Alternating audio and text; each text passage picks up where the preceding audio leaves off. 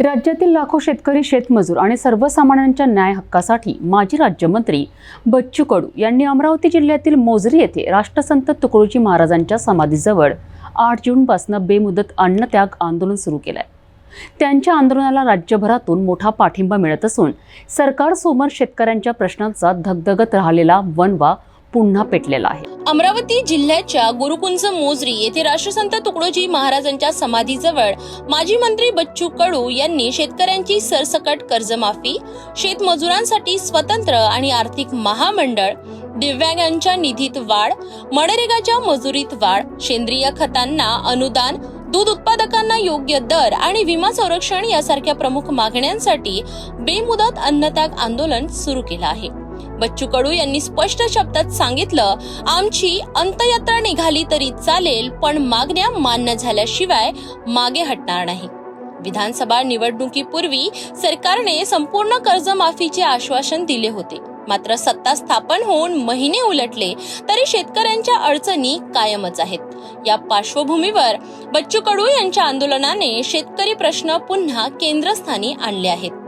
आंदोलनाला समर्थन देण्यासाठी अनेक नेते, कार्यकर्ते आणि विविध समाज घटक पुढे सरसावले आहेत। राष्ट्रवादी काँग्रेस पक्षाचे शरद पवार, तासगावचे आमदार रोहित आर पाटील, जालन्याचे खासदार कल्याणजी काळे, राज्यसभा खासदार तथा राष्ट्रीय अध्यक्ष महिला आघाडी राष्ट्रवादी काँग्रेस पक्षाच्या फौजिया खान, ओबीसी नेते लक्ष्मण हाके, माजी मंत्री विश्वजित कदम, अहिल्यानगरचे खासदार निलेश लंके, नितेश कराळे गुरुजी यांनी प्रत्यक्ष त्यांना पाठिंबा दाखविला आहे। तसेच माजलगाव विधानसभा मतदारसंघाचे आमदार प्रकाश सोळंके, उमरगा विधानसभा मतदारसंघाचे शिवसेना आमदार प्रवीण स्वामी, धाराशिव लोकसभा मतदारसंघाचे शिवसेना खासदार ओमराजे निंबाळकर, धाराशिव विधानसभा मतदारसंघाचे शिवसेना आमदार कैलास पाटील यांनी बच्चू कडू यांच्या अन्नत्याग आंदोलनाला जाहीर पाठिंबा दिला आहे। मोठ्या प्रमाणात शेतकऱ्यांनी जलसमाधी, मुंडन आंदोलन, घोषणाबाजी अशा विविध मार्गांनी आंदोलनात पाठिंबा दिला आहे।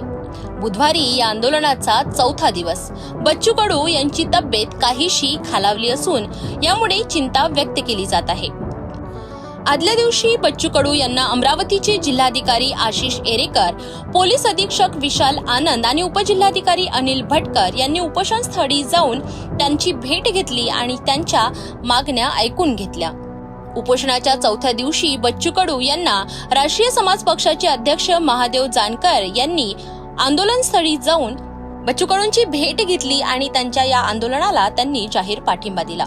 तसेच बुधवारी उपोषणस्थळी बच्चू कडू यांच्या आंदोलनस्थळी मराठा समाजाच्या आरक्षणासाठी लढा देणारे नेते मनोज जरांगे पाटील, रविकांत तुपकर, राष्ट्रीय काँग्रेस पक्षाचे खासदार निलेश लंके, बाळापूर अकोल्याचे आमदार नितीन देशमुख, विठ्ठल कांगणे, सचिन ढवळे हे सुद्धा भेट देऊन त्यांच्या आंदोलनाला जाहीर पाठिंबा देणार आहेत आणि बच्चू कडू यांच्या प्रकृतीची चौकशी करणार आहेत। उल्लेखनीय बाब म्हणजे बुधवारी अकोल्यातील विकास कामांच्या उद्घाटनासाठी राज्याचे मुख्यमंत्री देवेंद्र फडणवीस हे येणार आहेत। अकोला ते मोझरी हे अंतर फक्त काही किलोमीटरचे असून आता सर्वांचे लक्ष या गोष्टीकडे लागले आहेत की मुख्यमंत्री बच्चू कडूंना भेटून त्यांच्या मागण्या ऐकतील का।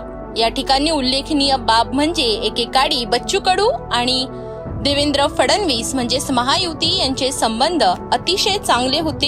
एकेकाळी बच्चू कडू यांनी महायुतीला समर्थन दाखविले होते, मात्र आज तेच बच्चू कडू राज्य सरकारच्या विरुद्ध आंदोलनाला बसले आहेत। आता बघणे हे आहे की मुख्यमंत्री बच्चू कडूंच्या या आंदोलनाला कशा पद्धतीने प्रतिसाद देतात। राज्यातील शेतकऱ्यांचा आवाज आता मोझरीच्या भूमीतून गगनात घुमतोय। बच्चू कडूंच्या आंदोलनाचा पुढचा टप्पा काय असेल, सरकार कोणता निर्णय घेणार आणि शेतकऱ्यांना न्याय मिळणार का, या सर्व प्रश्नांची उत्तरं येत्या काही दिवसात स्पष्ट होतील।